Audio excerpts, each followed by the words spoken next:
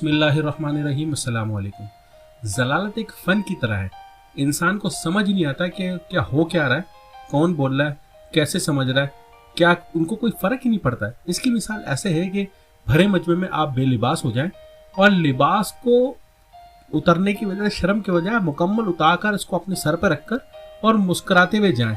इसको बेशर्मी नहीं कहेंगे, इसको बेगैरती कहेंगे। आप ये देखें कि पाकिस्तान को खा गए 30 साल हो गए। कोई एक निज़ाम बताएं जो अच्छा हो। जायदादें बाहर, बच्चे बाहर, मनी ट्रेल बाहर, लोगों के पास लिबास नहीं है पाकिस्तान के अंदर पहनने के लिए। इनको बकाया जात 5 साल के मिलते हैं।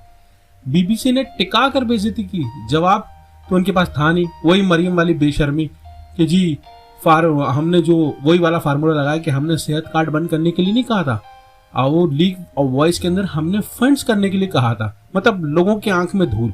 यहाँ साहब हैं इसाक डार कहते हैं कि बीबीसी के खिलाफ हमने पटिशन दायर की हुई है, जवाब तो दे नहीं पाए और कह रहे हैं कि हमने बीबीसी को। वाह, हमारे इस्टेब्लिशमेंट भी देखें, कह रहे हैं कौन आ रहा है जी, एक कन्विक्टेड मुजरिम आ रहा है, चोर करप्ट बंदा जो मुल्क को तरक्की की तरफ लेके जाएगा, जिसने 30 साल से मुल्क का पैसा लूट कर बाहर ले गए और माफिया को कंट्रोल करके डॉलर ऊपर नीचे करके रंगबाजियां करके अवाम की आंखों में धूल झोंका। आप देखें वो आ रहे हैं जी इसाक डार साहब।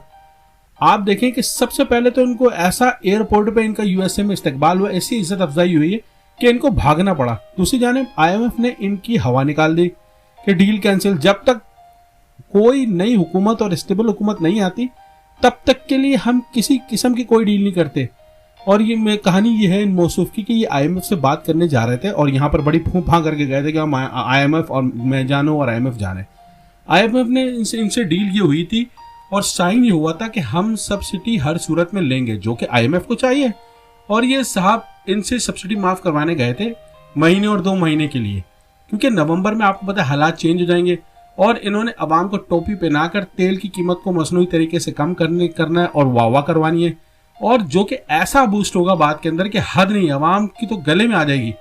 ये लोग डबल पैसा कमा रहे हैं ऑयल की मद में अब भी, और इस पैसे से अवाम को टीका लगाने का प्रोग्राम था इनका। आईएमएफ ने जलील करते हुए इनका इनकार कर दिया, कह रहे कि तुमसे बात ही नहीं करनी, जब नई हुकूमत आएगी तो हम बात करेंगे। आप ये देखें कि यूएसए में अवाम के पैसों से इन्होंने दौरा किया, लाखों डॉलर जो है इन्होंने हवा में झोंक दिए।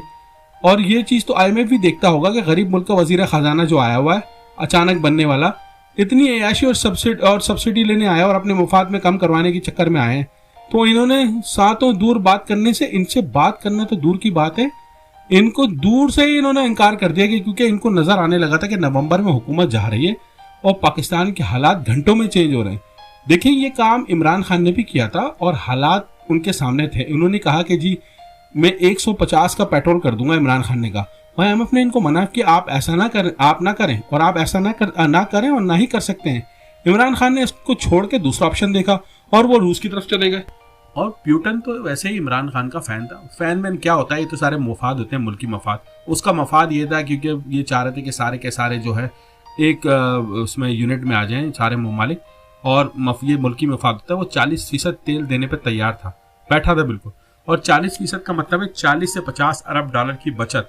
ऊपर से प्यूटन ने इमरान खान को कहा कि मैं फेवर भी दूंगा कि तेल उधार भी दूंगा, और फैसले के तहत मैं तेल उधार दूंगा के लिए राजी हो गया। तो और आप कहने लगे कि आपको मैं उधार तेल दूंगा। आईएमएफ जो पैकेज देता है वो सिर्फ और सिर्फ 1 अरब डॉलर का होता है, और इस पे इतना सूद होता है कि ऊपर से शराइत ऐसी सख्त होती है कि मुल्क की कमर तोड़ने की वजह यही होती है बनी। आप देखें कि करप्शन जो है मुल्क को खोखला कर गया और ये आईएमएफ के कर्जों ने बिल्कुल कमर तोड़ दिए। तो आप ये देखें कि 1 अरब डॉलर का मामला और प्यूटन 60% पे आपको देने के लिए राजी, मतलब आराम से 50-60 अरब डॉलर की बचत। ये तो पाकिस्तान की लॉटरी लग गई थी। सोचिए कि पाकिस्तान के हालात कैसे होते और तरक्की का लेवल क्या होता है। यही तो बात थी अमेरिका को खटकती थी। आपने उनका अमेरिकन सदन जो बाइडेन का बयान सुना आपने, वो कह रहे हैं कितना गैर जिम्मेदार बयान दिया। वो कह रहे हैं कि पाकिस्तान एक दहशतगर्द मुल्क है और इनके सिक्योरिटी असासी जो है वो सख्त सिक्योरिटी की जरूरत है उसको। आप ये देखें, यही तो वो चाहते थे। अगर आप ये देखें कि वो ये चाह रहे थे अमेरिका के, ये बात खटक रही थी कि किसी तरह ये है सब कुछ खत्म हो जाए और पाकिस्तान कहीं हमारे पैरों से निकल के किसी और के पैरों में ना चला जाए। उधर अफगानिस्तान, ईरान, बाकी मुल्क सब एक मेंबर तरह जमा हो जाएंगे। ये अमेरिका की सोच थी और वो ऐसा ही सोच रहा था। और आप ये देखें कि उसने 1 रुपया नहीं दिया। इतने चालाक लोग हैं कि पाकिस्तान के हालात देखें कितने खराब हैं, पूरी दुनिया चीख रही है। ना IMF ने 1 रुपया दिया, ना USA ने। पाकिस्तान सैलाब में लाखों लोग मुतासिर हैं, 50 से 60 अरब डॉलर की जरूरत है। अमेरिका ने पैसा भी नहीं दिया, IMF ने दिया, किसी ने मदद की आपकी? इमरान खान का रिजीम चेंज जो ये सारा हुआ था, रिजीम चेंज, हुकूमत गिराई गई थी, अरबों डॉलर लगे। इसलिए IMF ने इनको लाल झंडी दिखा दी, क्योंकि हालात इनके सामने बिगड़े हुए हैं और हुकूमत अब गई तब गई। तो नवंबर में डील का रिव्यू होना है, IMF ने हुकूमत के साथ बातचीत करना है, नई हुकूमत आने वाली। और ये इतने काबिल होते तो क्या 30 साल में काम नहीं कर सकते जो 2 नवंबर और दिसंबर में करेंगे? इतने काबिल है। और ये जरूरी है कि अमेरिका के झाग के पैर पड़ेंगे। अब जब IMF ने इनको मना किया, ये अमेरिका के पैर पड़ेंगे और ब्लैकमेल भी करेंगे। देखें जी, आपके कहने पे हम हुकूमत में आए और आप हमारे साथ आप ऐसा करेंगे। याद रखिएगा, अमेरिका एक नंबर से अजल से धोखेबाज है। वो इनकी नाकें जमीन से लकीरें निकलवा देगा, इनको 1 रुपया नहीं देगा। और आपको याद होगा कि हमीद गुल साहब मरूम चिल्ला के कहने लगे, अहले नजर चिल्ला के रह गए, तज्जिया निगारों ने बड़ा चिल्लाया कि अमेरिका इनको ऐसी शराइत देगा जो सिक्योरिटी रिस्क होगी। मतलब आपके सिक्योरिटी असासों पे ऐसे रिस्क होंगे कि आप हैरान हो जाएंगे।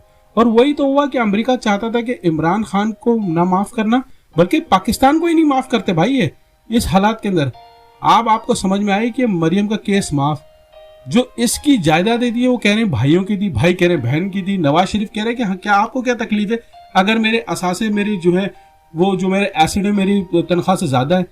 आप ये देखिए, इसाक डार जो है कन्वेक्टेड मुजरिम है, केस माफ। मरियम, ये सारी इतनी चालाकियां हैं कि इन्होंने कुर्बानी का बकरा बना दिया इसाक डार को, क्योंकि इमरान खान की लॉन्ग मार्च के बाद इनको डर था कि अवाम रायवंड पे चढ़ाई ना कर दे।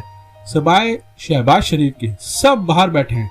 देखिए, शेख रशीद ने क्या कहा कि फौज हमारी सर आंखों पर, इस बार मैं अवाम को समझा नहीं पाऊंगा। अवाम के गुस्से के आगे इतना गुस्सा है कि ऐसा ना हो कि सारा मलबा मुझ पे गिर जाए।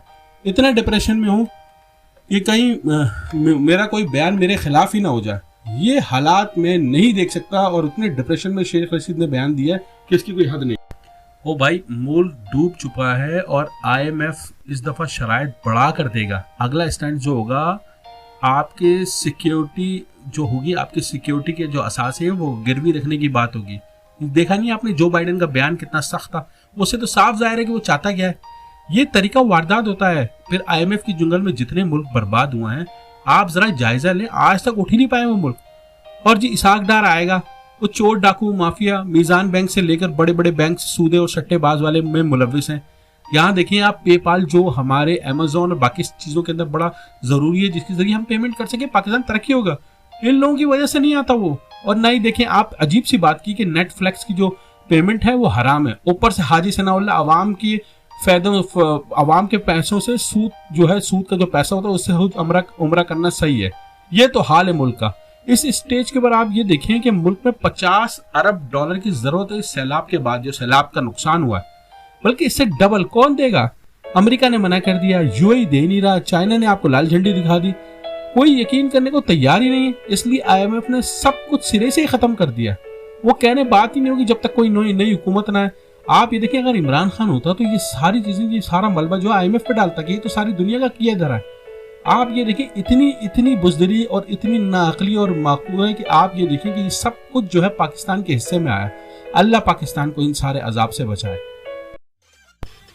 आखिर में आपकी मोहब्बतों का बहुत शुक्रिया जो आप न्यूट्रल न्यूज़ को सब्सक्राइब करते हैं, लाइक करते हैं, शेयर करते हैं और कमेंट बॉक्स में आके अपनी आरा का भी इज़हार